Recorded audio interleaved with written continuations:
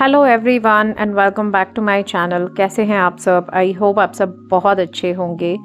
तो आज का वीडियो नॉर्मल घर के कामों को लेकर ही है। जैसे कि आप लोगों को पता था कि मैं काफ़ी दिन से वीडियोस में काफ़ी डिले आ रहा था और काम में भी काफ़ी डिले हो रहा है, तो उसी के चलते ना मेरी वार्डरोब्स दोनों की दोनों एकदम अनऑर्गेनाइज्ड हो चुकी थी, क्योंकि शादी के लिए जाना तो कपड़े निकालना रखना ऐसे ही सब कुछ चल रहा था। तो सारी की सारी अलमारियां मेरी एकदम ऐसा हो चुका था कि कोई सामान नहीं मिल रहा था। तो आज दोनों अलमारियों को मैं ठीक करने बैठी हूँ, तो सोचा आप लोगों के साथ में भी शेयर करूँ और कुछ प्रोडक्ट्स जो हम ऑर्गेनाइजेशन के लिए यूज़ कर सकते हैं वो आप लोगों के साथ में शेयर करूँ। तो चलिए जल्दी से वीडियो को शुरू करते हैं।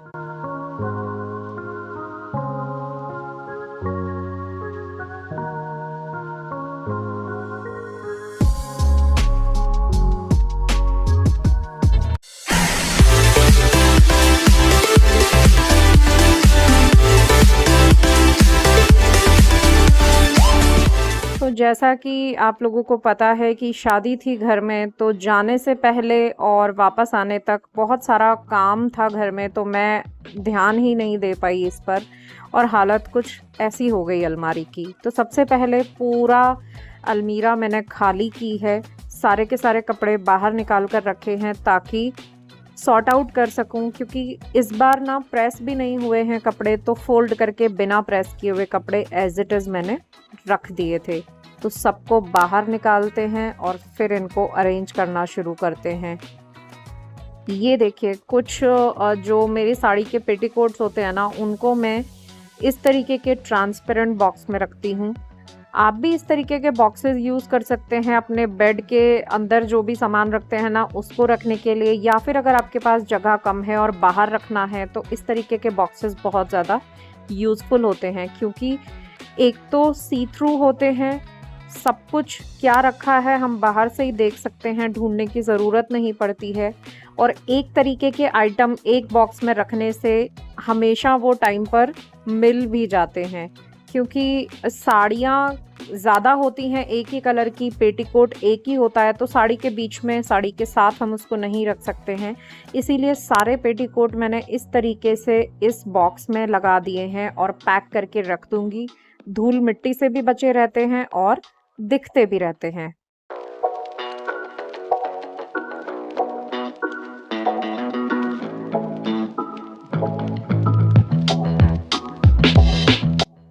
अब जो कपड़े प्रेस होकर आ गए हैं उनको मैं हैंगर्स में लगा दूंगी। तो इस तरीके के मल्टी लेयर जो हैंगर होते हैं ना, ये पैंट, कुर्तियाँ या फिर शर्ट्स, इन सबको रखने के बड़े काम आते हैं। एक ही हैंगर में 4 से 5 चीज़ें हम आराम से हैंग कर पाते हैं और बड़े अच्छे तरीके से वो लगी भी रहती हैं, प्रेस भी ख़राब नहीं होती है और अपनी जगह पर भी रहती हैं। तो इस तरीके के हैंगर्स भी मेरे पास 3 से 4 हैं, 2 अपनी अलमीरा के लिए और 2 हस्बैंड की अलमीरा के लिए। तो इस तरीके की अलग अलग ऑर्गेनाइजिंग की चीज़ों को लेकर ना हम अपने छोटी सी जगह में बहुत सारा सामान अरेंज भी कर पाते हैं।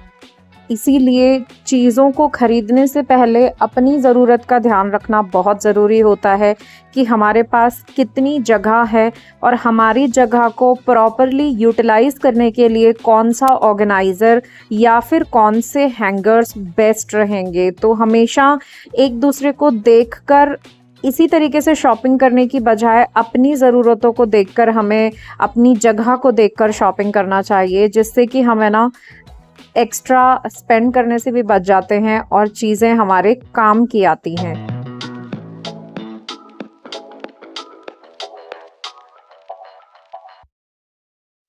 कुछ इस तरीके की बास्केट्स भी आप अलमीरा में यूज़ कर सकते हैं, जिससे चीज़ें अपनी जगह पर रहती हैं और अलमारी भी बहुत अच्छे से ऑर्गेनाइज लगती है, खासकर सर्दियों के कपड़ों के लिए, क्योंकि वो काफ़ी बल्की होते हैं और एक के ऊपर एक स्टैक करके रखें तो गिरने का भी डर रहता है।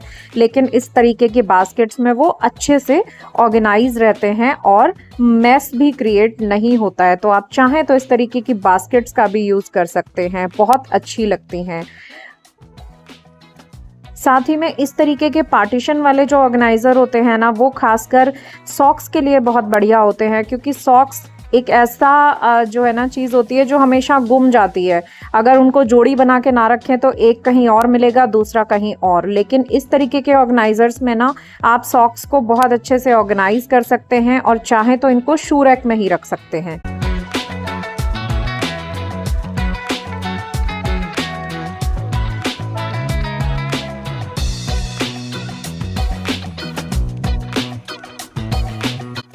फिर बारी आती है बेडशीट्स की। तो बेडशीट मैं जभी भी रखती हूँ ना तो बहुत ही छोटी फ़ोल्ड करके रखती हूँ, जिससे एक तो वो बहुत ही नीट लगती है दिखने में भी और जगह भी काफ़ी कम घेरती है। क्योंकि मैं बेडशीट्स को ना अपनी जो रोज़ वाली जो हमारी अलमीरा होती है ना उसी में रखती हूँ। एक नीचे का सेक्शन मैंने बेडशीट्स के लिए रखा हुआ है ताकि डेली इनको निकालने के लिए बेड खोलने की ज़रूरत ना पड़े।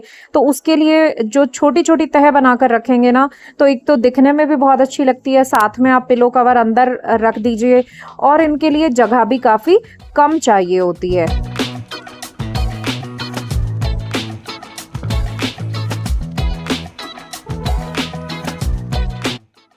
अब जो है ना ये साड़ियाँ कुछ मेरी ड्राई क्लीन होके आ गई हैं जो मैं घर लेकर गई थी, और कुछ अभी आनी बाकी हैं।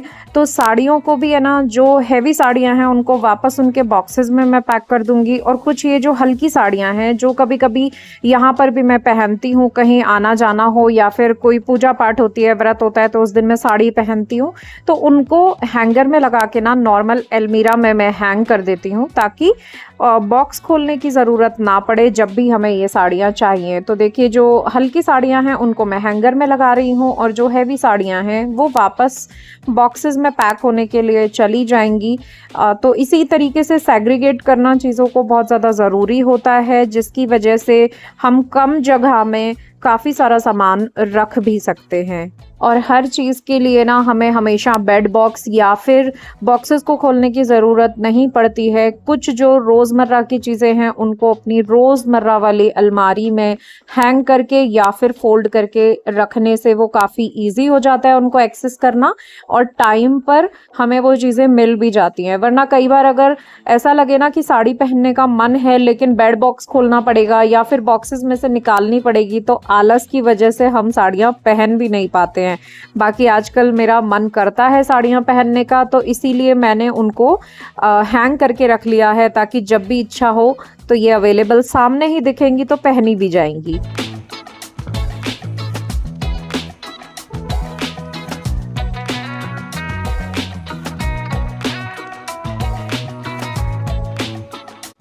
तो ये इस तरीके के जो वाइट आप देख रहे हैं ना, ये भी बहुत अच्छे रहते हैं ऑर्गेनाइज़र। आप चाहें तो इनको यूज़ कर सकते हैं। देखिए इस तरीके से मैंने लगा दी हैं सारी बेडशीट और हैंग भी कर दिए हैं और इन बॉक्सेस में अरेंज करके रख दिया है ताकि ये गिरते भी नहीं हैं और सामान बहुत अच्छे से सामने दिखाई भी देता रहता है।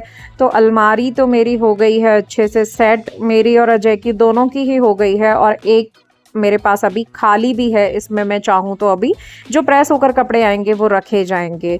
और अब टाइम है चाय का, तो शाम का टाइम हो गया है, तो मैं भी है ना अब चाय पीने के लिए बड़ा तलब लग जाती है मुझे। आप लोगों को पता है कि मुझे चाय बहुत ज़्यादा पसंद है, तो मैं चाय के बिना तो मुझे लगता है कि मेरा दिन ना शुरू होता है ना ख़त्म होता है।